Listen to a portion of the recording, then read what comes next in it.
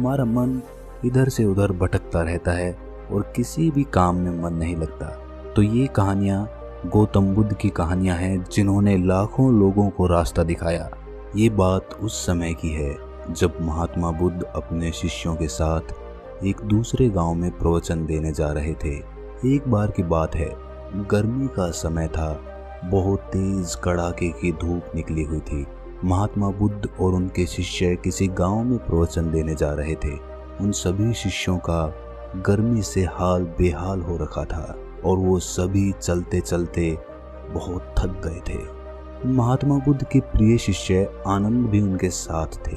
अब आनंद के मन में भी सवाल उठ रहा था। अंत में उन्होंने बुद्ध से पूछा कि हे बुद्ध, गांव कब आएगा और यहाँ से कितनी दूर है? हम बहुत थक गए हैं। वहीं खेत में एक बूढ़ा आदमी काम कर रहा था। आनंद ने उस आदमी को देखकर बुद्ध से कहा कि चलिए हम उनसे पूछ लेते हैं कि हमारा ठिकाना कितनी दूर है। बुद्ध ने हामी भर दी और वो उससे पूछने के लिए चले गए। आनंद ने बूढ़े आदमी के पास जाकर पूछा कि यहाँ से अगला गांव कितनी दूरी पर है। बूढ़े आदमी ने कहा कि यहाँ से वो गांव अब कुछ ही दूरी पर है, आप जल्द ही पहुंच जाएंगे। ये कहकर वो आदमी बुद्ध की तरफ देखकर मुस्कुराने लगा। बुद्ध भी उस बूढ़े आदमी को देखकर मुस्कुराए। आनंद को ये समझ नहीं आया कि वो लोग क्यों मुस्कुरा रहे हैं, इसका कारण क्या है। मैंने भी ऐसी कोई बात नहीं कही कि जो ये लोग मुस्कुराए। आनंद के मन में ये सवाल अभी घूम ही रहा था कि वो लोग आगे निकल गए। आगे कुछ दूर चलने के बाद गांव नहीं आया। तब आनंद के मन में फिर से ये सवाल आने लगा कि उस बुजुर्ग के अनुसार तो गांव अभी तक आ जाना चाहिए था, तो फिर आया क्यों नहीं। तभी उन्हें रास्ते में एक और आदमी मिले और आनंद ने उनसे भी यही सवाल पूछा कि आगे आने वाला गांव और कितनी दूर है। उस आदमी ने कहा कि ज़्यादा दूर नहीं है, बस 2-4 किलोमीटर ही दूर है।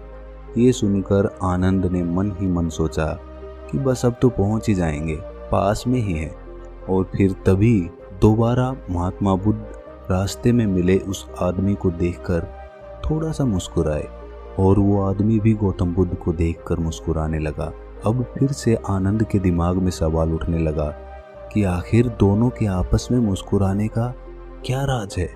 परंतु वो लोग आगे बढ़ते रहे। काफी आगे जाने के बाद भी गांव नहीं आया।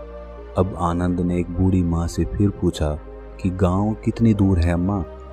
बूढ़ी माँ ने कहा कि बस कुछ ही कदम दूर है, आप गांव पहुंच ही गए हो। और एक बार फिर से वो बूढ़ी औरत बुद्ध को देखकर मुस्कुराने लगी। आनंद ने फिर ये सब देखा, लेकिन वो उस समय कुछ ना कहकर आगे निकल गया। अब भी गांव आने में समय था। आनंद के सब्र का बांध टूटने लगा था। वो समझ ही नहीं पा रहा था कि हम गांव पहुंच क्यों नहीं पा रहे हैं।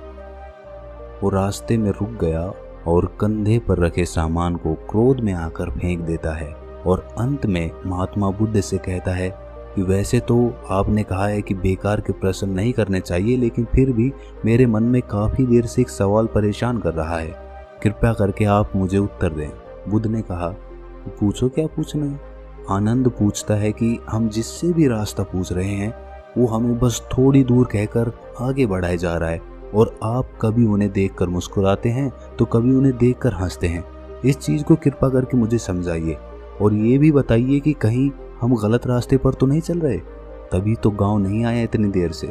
बुद्ध आनंद की बात सुनकर कहते हैं कि आनंद, हम बिल्कुल सही रास्ते पे चल रहे हैं और जिस रास्ते से हम गांव जा रहे हैं वहाँ के लोग मुझे जानते हैं, क्योंकि मैं पहले भी इस गांव में जा चुका हूँ और मुझे इस राह की दूरी भी पता है और यहाँ के लोग भी ये जानते हैं और इसलिए वो लोग फिर से मुझे जाते देख पहचान कर मुस्कुरा रहे थे।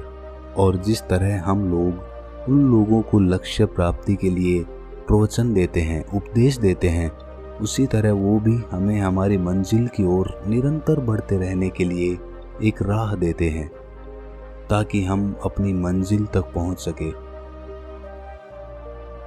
बुद्ध की ये बात सुनकर आनंद मुस्कुरा उठा और सभी एक बार फिर से गांव के लिए निकल पड़े।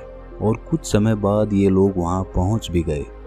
इसीलिए दोस्तों, जिस तरह बुद्ध और उनके शिष्यों को रास्ते में कई लोग मिलते हैं जो उन्हें मार्ग पर जाने के लिए प्रेरित करते हैं, ठीक उसी प्रकार हमारे जीवन में भी हमें किसी न किसी रूप में प्रेरणाएं मिलती रहती हैं।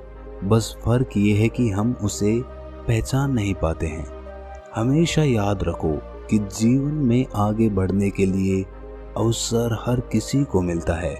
ये हमारे ऊपर है कि हम उस अवसर को पहचान पाते हैं या नहीं पहचान पाते। और साथ ही अपनी मंजिल तक पहुंचने के लिए धैर्य रखना चाहिए।